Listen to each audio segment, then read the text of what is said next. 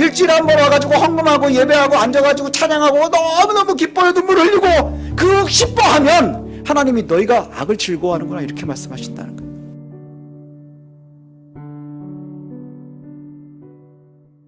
예, 우리가 지난주에 하나님의 백성과 하나님 사이에 계약을 맺었다 이렇게 얘기를 했습니다. 그 계약의 내용이 뭐였느냐 하면 출애굽을 하실 때 하나님께서 뭐라고 말씀하시느냐 하면 너희는 내 명령을 듣고 잘 행하라.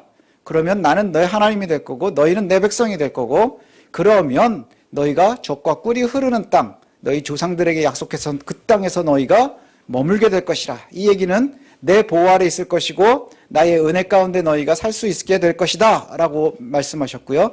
이것에 대해서 이스라엘 사람들이 아멘으로 받았습니다. 그러면서 계약이 체결이 됐다 그랬죠. 그게 언약입니다. 근데 이것을 갖다가 이스라엘이 깨뜨리기 시작을 했다 그랬어요. 깨뜨리기 시작을 했다. 예, 오늘 이제 그 이야기가 계속해서 이어지는데 약속의 땅에서 살아가면서 이스라엘 백성들이 하나님을 배신합니다. 그리고 언약을 깨뜨려 버립니다. 이 상황을 갖다가 하나님께서 오늘 9절에 뭐라고 말씀하시느냐 하면 반역이다 이렇게 말씀하세요. 반역이다.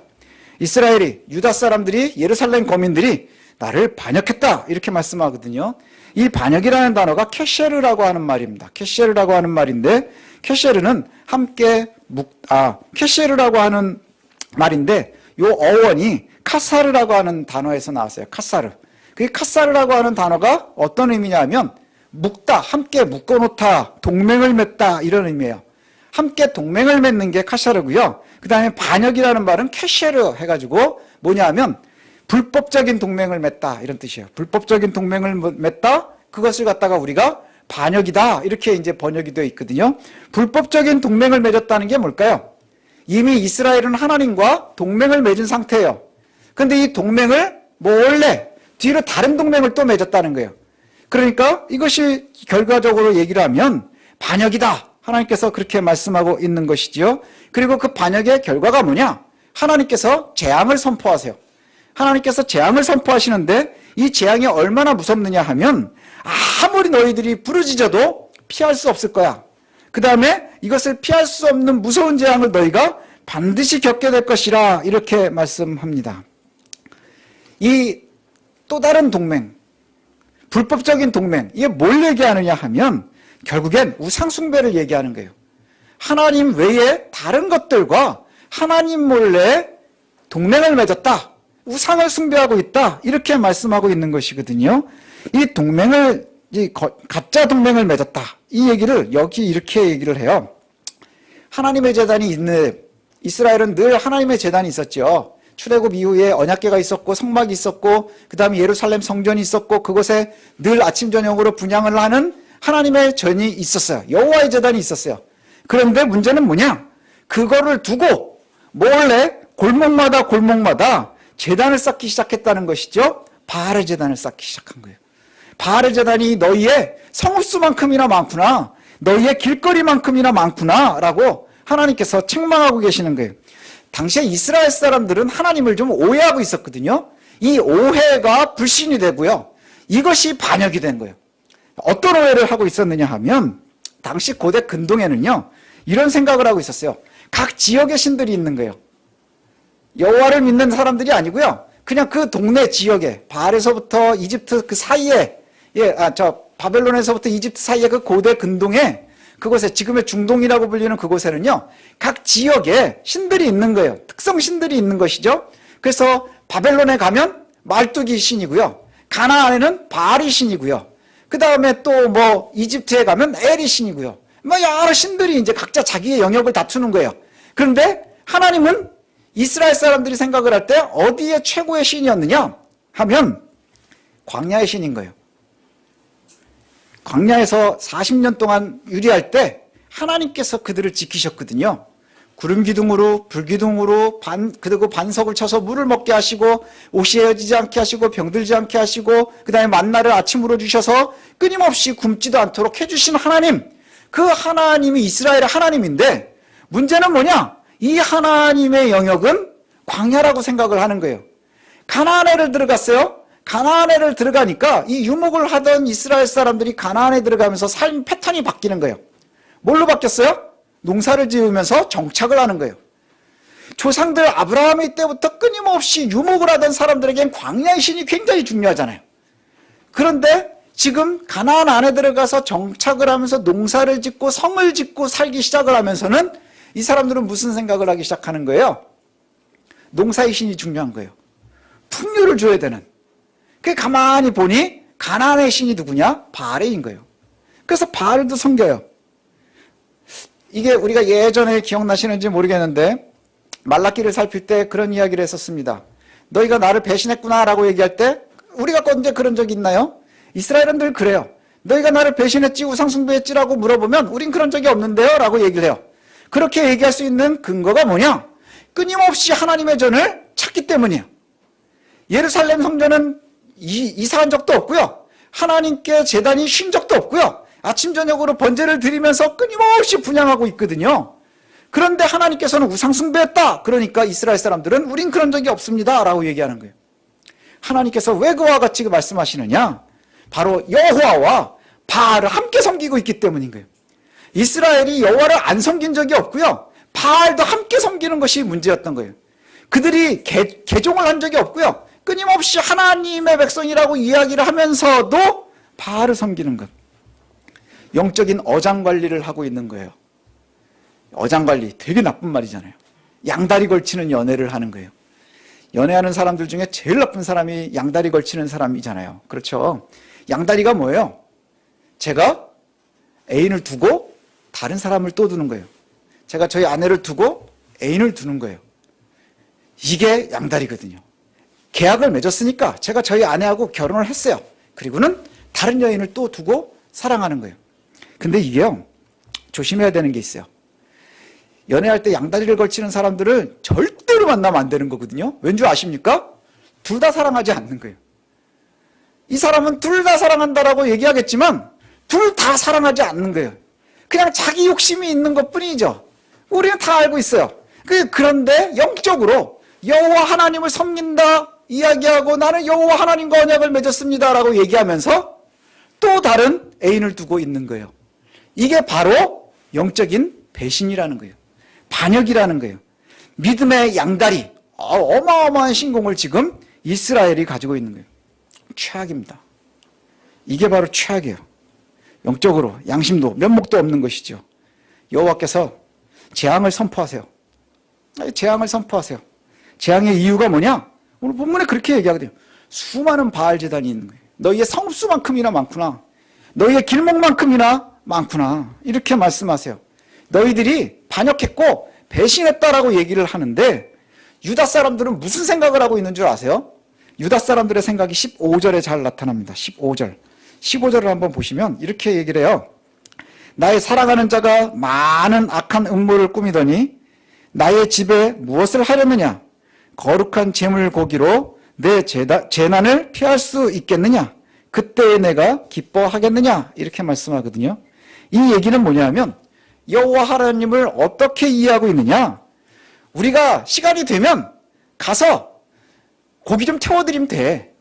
이거예요. 여호와의 재단을 뭘로 생각하느냐? 아침 저녁으로 번제 드리는 대로 생각하는 거예요. 그래서 우리가 잘못하면 가가지고 그냥 고기 좀 잡아서 불 태워드리면 그럼 우리가 재난을 피할 수 있어 라고 믿고 있는 거예요. 이게 무슨 얘기냐 하면 내가 힘들고 잘못한 일이 있으면 와가지고 그냥 고기 좀 태워드리면 그럼 하나님 그거 보고 그 고기 보고 그냥 봐준다는 거예요. 그래서 내가 재단에서 불 조금 튀어드리면 내가 재난을 피할 수 있다라고 너희가 믿고 있구나. 그리고 그걸 너희가 즐거워하는구나. 이 얘기를 하나님께서는 뭐라고 판단하시냐면 이렇게 너희가 하면서 너희가 즐거워하는데 하나님은 이것을 뭐라고 표현하시느냐? 악한 것을 기뻐하는구나. 이렇게 얘기를 해요. 악한 것을 기뻐하는구나. 하나님이 화가 나시는 이유가 뭐냐면 한때는 푸른 감람나무다. 내가 너무너무 사랑했는데 막 몇 번 난리를 피더니 지금은 뭐가 되느냐? 땔감이 돼버리고 말았다는 거예요. 땔감이 돼버리고 말았다는 거예요. 왜 하나님께서 제단에 제물을 놓는 것을 범죄한다고 얘기할까요? 제단에 제사하는 것을 갖다가 악한 것이라 범죄하는 것이다 이렇게 얘기를 해요. 그 이유는 뭐냐면 하나님을 잘못 알고 있는 거예요. 그냥 하나님을 적당히 고기나 태워주면서 좋아하는 신, 적당히 고기나 좀 태워주면, 아침 저녁으로 태워주면 좋아하는 신으로 오해하고 있는 거예요. 그래서 우리한테 해를 끼치지 못하도록 재난에서 벗어나는 것. 내가 문제가 생기면 빠르게 뭐 하면 돼요? 와가지고 고기 좀 태워드리면 되는 거예요. 내가 또 안 좋은 일이 있어가지고 막 일이 풀리질 않아. 그럼 어떻게 하면 돼요? 그냥 빨리 성전에 와서 고기 좀 태워드리면 되는 거예요. 그러면 하고 좋아해서 그래서 재난에서 벗어날 수 있을 거라 라고 얘기를 한다는 것이죠. 그리고 너희가 이렇게 막 고기나 태워주면서 너희가 너무너무 즐거워하는구나. 그걸 하나님이 뭐라고요? 너희가 악한 것을 기뻐하는구나 라고 얘기한다는 거예요. 오해하는 게 뭐냐? 하나님을 눈을 가리면 가려지는 줄 아는 거예요. 속이면 속여지는 줄 아는 거예요. 그냥 여호와 하나님을 우리가 하나님의 백성입니다 라고 얘기는 하지만 문제는 뭐냐 하면 그저 하나님의 보호하심 아래 재난을 피하기 위한 명목상 신을 만들어 놓은 것뿐이라는 거예요. 그리고 실제로는 어때요? 여러 가지 안전장치가 많을수록 내가 안전하다고 생각하는 거예요. 여호와 안전장치가 하나가 있고 그 다음에 또 주변으로 여러 안전장치 보험들을 들어놓는 거예요. 그래서 우리가 예전에 광야에서 하나님의 백성들이, 하나님의 사람들이, 우리 조상들은 잘 살았지만 여기는 가나안이고 우리는 이제 유목이 아니라 농사를 지어야 되니까 또 하나의 안전장치가 필요해서 그때 만들어 놓은 안전장치가 바알인 거예요. 가나안의 풍요의 신. 그래서 골목마다 바알의 제단을 만들어 놓고 그것을 섬기고 있는 거예요. 그리고는 문제가 생길 것 같으면 빨리 또 하나님의 성전으로 와서 고기 좀 태워드리는 거예요. 그럼 하나님이 재난에서 벗어날 수 있게 해주시겠지. 오늘 하나님 뭐라 그러세요? 절대로 그럴 수 없어. 그러지 않을 거야. 너에게 재난이 반드시 임할 거야. 그리고 피할 수도 없을 거야 라고 말씀하세요. 하나님은 굉장히 분노하고 계시는데 이스라엘은 끊임없이 하나님을 오해하고 있다는 거예요. 상상해보면 참 어이가 없는 기가 막힌 모습입니다. 어쩜 저렇게 어리석을까? 근데요, 이 모습이 우리의 모습일 수 있어요. 저와 여러분의 모습일 수 있다는 거예요. 어떤 모습이냐? 한국교회가 열심으로는 세계 최강이라고 자랑하던 때가 있었습니다. 그리고 코로나가 오니까 예배에 모이지 못하는 것 때문에 굉장히 고통스러워하고요, 힘들어하고요. 그래서 때로는 막 정부와 마찰을 벌려가면서까지도 막 모이려고 노력하는 그런 일들도 있었습니다. 근데 우리가 정말 고민해야 될 것은 뭐냐 하면 바로 이거예요. 정말 예수를 믿는 내가 하나님의 말씀대로 잘 살아가고 있느냐 하는 거예요. 우리가 예배 이렇게 모이니까 좋죠. 인터넷으로만 하다가 이렇게 모이니까 너무너무 좋기도 하고 또 막 가정에서만 예배하다가 그래도 온라인으로라도 예배할 수 있으니까 좋잖아요. 그런데 문제는 뭐냐 하면 이 예배가 하나님께서 미워하실 수 있다는 거예요. 하나님께서 미워하실 수 있다는 거예요. 어떤 걸까요? 우리가 세상에서 마음대로 살다가 그냥 고기나 태워주러 오는 거예요. 주일날 1시간 고기나 태워주러 오는 거예요. 그럼 우리가 예배 드리는 게 너무 좋잖아요. 1시간 와서 예배하니까 굉장히 기쁨이 좋아요. 그리고 재난에서 벗어날 수 있을 것 같아요. 근데 하나님께서 이것을 보면서, 우리를 보시면서 뭐라고 말씀하시느냐? 너희가 악한 것을 좋아하는구나 이렇게 말씀하시면 우리가 얼마나 당황스럽겠어요. 그 차이를 갖다가 지금 우리가 한번 고민해 봐야 돼요. 우리는 오해하는 것이 뭐냐면요, 우상 숭배를 한다 그러면 바알을 섬기는 것, 성경에 그렇게 나오니까 우리가 타 종교를 믿는 것 혹은 무교, 이방인 이렇게 생각하기가 쉬워요. 근데 성경은 끊임없이 하나님 외에 의지하는 것을 우상이라고 그러거든요. 하나님보다 우선되는 것을 우상이라고 그래요. 하나님보다 더 힘세고 더 의지하는 것을 우상이라고 얘기한다는 거예요. 하나님을 철저하게 신뢰하지 못하니까 한 단계 더 이중적인 안전장치를 갖고 싶어하는 게 우상인 거예요. 우리가 얘기하잖아요. 하나님 전능하신 분입니다. 전능하시다는 게 뭐예요? 처음이고 끝이고 모든 것이 가능하시고 불가능한 것이 없으신 분이 바로 우리 하나님이라고 얘기를 하는데, 문제는 뭐냐? 그게 광야에서만일 것 같은 거예요. 실제 내 삶에서는 아닌 것 같은 거예요. 교회에서는 분명히 여호와 하나님이 최고인 것 같은데 내 직장에 가면 아닐 수도 있는 것 같은 거예요. 내 가정에서도 아닐 수도 있을 것 같은 생각이 드는 거예요. 그래서 보험을 하나씩 들어요. 그래서 명목상 하나님의 백성이고 기독교인이지만 실제 생활 속에 가면 우상들이 많아져요. 재물이 우상이 되고 자녀가 우상이 되고 인간관계가 우상이 되고 명예가 우상이 되고 이윤이 우상이 되고, 그래서 때로는 불법을 저지르기도 하고 때로는 잘못된 일을 저지르기도 하고 때로는 옳지 않은 선택을 해가는데, 그럴 때마다 불안하잖아요. 그럼 불안할 때마다 어떻게 해요? 주일날 와서 고기 좀 태워주는 거예요. 그리고는 하나님 감사합니다 라고 우리는 너무너무 기뻐하죠. 그 기쁨을 하나님께서 너희가 죄악을 좋아하는구나 이렇게 말씀하신다는 거예요. 두려움이죠. 정말 두려운 이야기 아닌가요?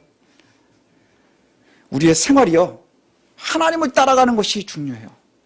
하나님께서 우리에게 말씀하시는 것이 너희가 와가지고 재물을 잘 드려라, 주일날 주일 성수를 반드시 해야 돼, 그래서 주일날 한 번 빠지면 너희는 지옥에 갈 거야 라고 말씀하시지 않는다는 거예요.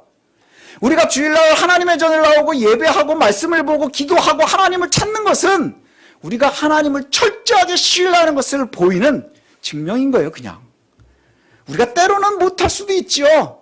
하지만 우리의 삶이 하나님을 철저하게 신뢰하고 있다는 것에 대한 증거가 바로 예배인 거예요. 그럼 예배의 성공은 어디에서부터 오는 걸까요? 제가 예전에 고등부 이렇게 아이들 가르칠 때 현수막을 보험회사 현수막처럼 걸어놓은 적이 있었어요. 고등부실에. 예배의 성공이 인생의 성공입니다. 그 말이 맞아요.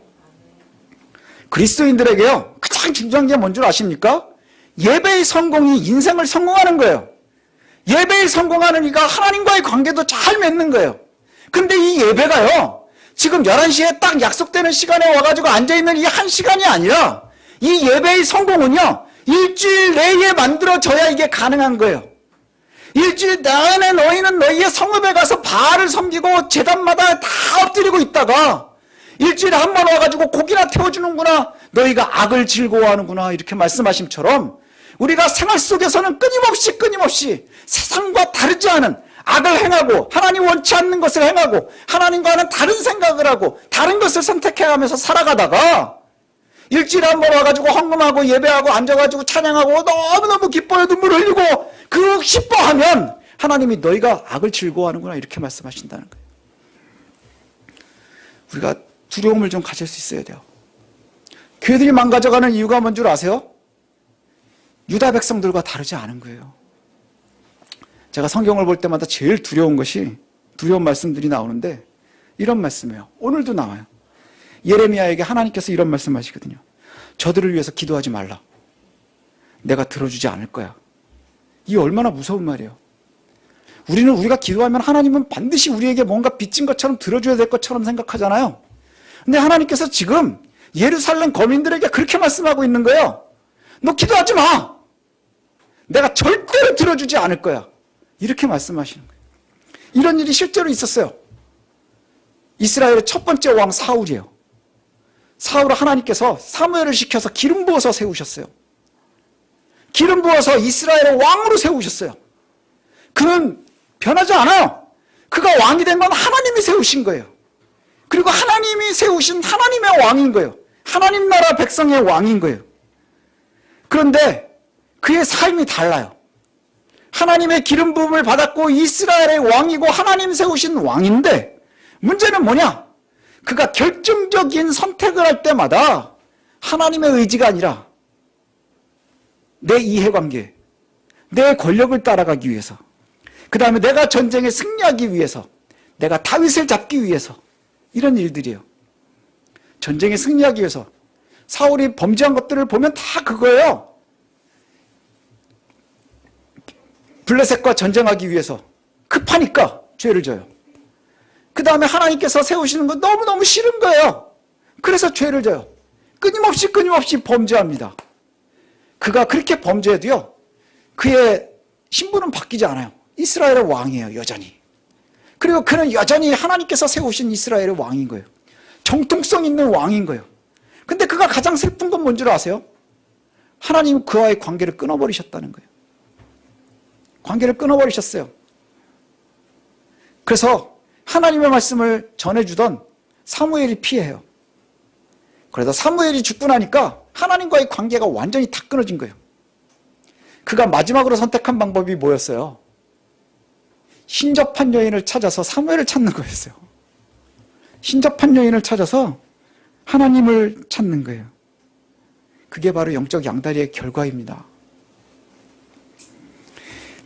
신접한 여인을 찾아갔었던 사울은 돌아올 수 없는 길을 가게 됐고요. 결국 그는 멸망의 길로 빠르게 빠져듭니다. 우리는 이 길을 가지 말아야 되는 거예요. 우리는 이 길을 가지 말아야 돼요. 절대로 가서는 안 돼요.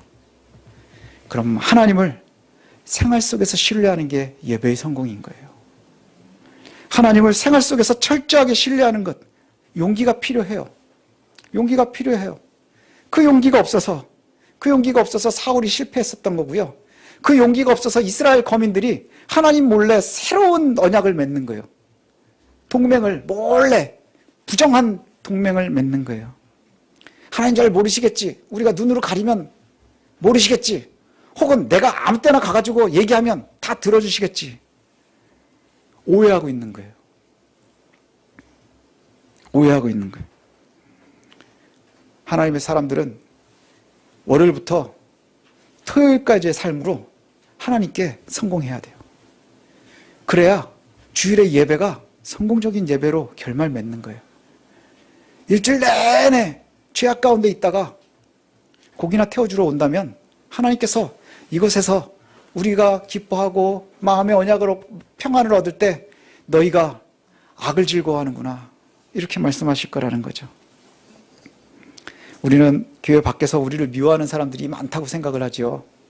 교회 밖에서 미워하는 사람들이 많다고 생각을 해요. 이교도들이 우리를 미워하고 세상 사람들이 우리를 미워하고 힘든 곳으로 빠져들게 한다 이렇게 생각을 해요. 근데 오늘 본문에 뒤에 보면 잠깐 예레미야가 내가 죽을 뻔했습니다. 나를 죽이려고 하는 사람들이 있습니다. 그래서 하나님께서 막 책망하는 이들이 누구냐면 아나돗 사람이에요. 아나돗 사람들. 그들을 내가 다 멸망시킬 거야 이렇게 말씀하시거든요. 아나돗 사람들이 누군 줄 아세요? 예레미야의 고향 사람들인 거예요. 당시에 예레미야의 고향 사람들이라는 건 뭐예요? 우리 식구란 뜻이에요. 우리 식구들. 우리가 세상을 승리하는 것이 이렇게 어렵습니다. 이렇게 세상을 승리하는 것이 어렵습니다. 여러분, 하나님을 오해하지 말아야 돼요. 하나님을 오해하지 않는 거 이게 참 중요합니다. 하나님을 오해하지 않는 건 뭘까요? 하나님의 눈을 가릴 수 있다고 생각하는 것, 하나님을 속일 수 있다고 생각하는 것, 그리고 하나님은 그저 일주일에 한 번 예배드리는 것을 좋아한다고 생각하는 것, 이게 굉장히 큰 오해라는 거예요. 하나님은 우리의 삶이 하나님을 따라가기를 원하세요. 너희는 내 명령을 듣고 그대로 행해. 그 행하는 것이 월요일부터 주일까지 끊임없이 우리의 삶에서 있어야 되는 거예요. 제단에서 고기 태워주고 나가서는 일상생활에선 바알을 따라가는 그러한 어리석음이 없어야 될 줄로 압니다. 그러기 위해서는 우리가 뭘 해야 되느냐? 오해하지 않으려면 잘 알아야 돼요. 잘 알아야 돼요. 제가 요즘에 드는 제일 큰 고민이 그거예요. 코로나 때부터 코로나가 이제 있어서 예배를 모이는 것이 이렇게 어려워지면서 든 생각이 뭐냐? 어떤 교회는 목숨을 걸고 예배를 해야 된다라고 했죠. 그래서 예배당에 오면 뭐 위에서 선한 바람이 와서 병이 안 걸립니다. 근데 지금도 교회, 성당, 절 하면 교회가 제일 많이 감염되는 거 아세요? 예, 고민해 봐야 되는 거예요. 그런데 우리가 그럼 모이지 않는 것이 좋은 건가? 우리가 그냥 집에서 편안하게 예배 드리는 것이 옳은 건가? 저하고 아내하고 끊임없이 얘기하고 제가 제일 요즘에 고민하는 게 그거예요. 나의 선택이 옳을까? 내가 선택을 하는 것이 옳을까? 그래서 이 선택이 새성실교회의 선택이 옳은 건가? 고민하게 돼요. 이 고민, 이게 참 중요해요. 우리가 바른 선택을 하기 위해서는 뭐가 중요한 줄 아세요? 말씀에 예민한 거예요. 점점 잘못된 것을 선택하는 이유는 뭐냐? 무뎌지기 때문이에요. 삶에 무뎌지고요, 패턴에 무뎌지고요, 그 다음에 습관에 무뎌지는 거예요. 이것이 우리를 굉장히 괴롭게 만드는 거거든요. 그리고 하나님과 멀어지게 만드는 거예요. 예민해야 돼요. 예민해야 돼요. 예민해서 하나님의 말씀이 이것이 옳을까 틀릴까를 고민할 수 있어야 되는 거예요. 그러기 위해서는 우리가 말씀을 늘 가까이에 둬야 될 줄로 믿습니다. 명목상 말씀이 아니라 내 삶을 주장하는 말씀, 하나님을 오해하지 않는 말씀, 성령의 인도에 따라서 지적인 허영이 아니어야 돼요. 그저 그냥 내가 많이 아는 것을 좋아하는, 많이 알아서 뭐 하겠어요? 삶이 따라가지 못하면. 예전에 어르신들처럼 말씀을 잘 외우지 못하고 이해하지 못하지만 그들의 삶이 하나님의 백성답게 살아갈 때 한국교회가 힘이 있었어요. 배움이 짧은 어머니들이 열심으로 기도하고 그래서 정말 하나님의 백성답게 살아갈 때 한국교회가 힘이 있었어요. 그래서 예전에는 그랬다 그러잖아요. 교회 다닌다 그러면 돈도 빌려줬대요. 요새는 교회 다닌다 그러면 돈 안 빌려줘요. 심지어는 은행에서는 교회다가도 돈을 안 빌려줘요. 못 믿는 거예요. 왜 그럴까요? 말씀에 예민하셔야 돼요. 성령의 인도하심에 예민하셔야 돼요. 지적인 허영이 아니라 우리의 삶을 선택할 때 하나님의 말씀에 예민하셔야 돼요. 그래서 일주일 내내 하나님의 말씀대로 살아가는 것이 지금 이 한 시간을 기름지게 만드는 거죠. 그리고 그 예배의 성공이 우리의 인생의 성공이 되는 줄로 믿습니다. 그래서 끊임없이 저와 여러분들이 참된 여호와 하나님의 은혜를 누리시는 그러한 복된 성도들 되시기를 소원합니다.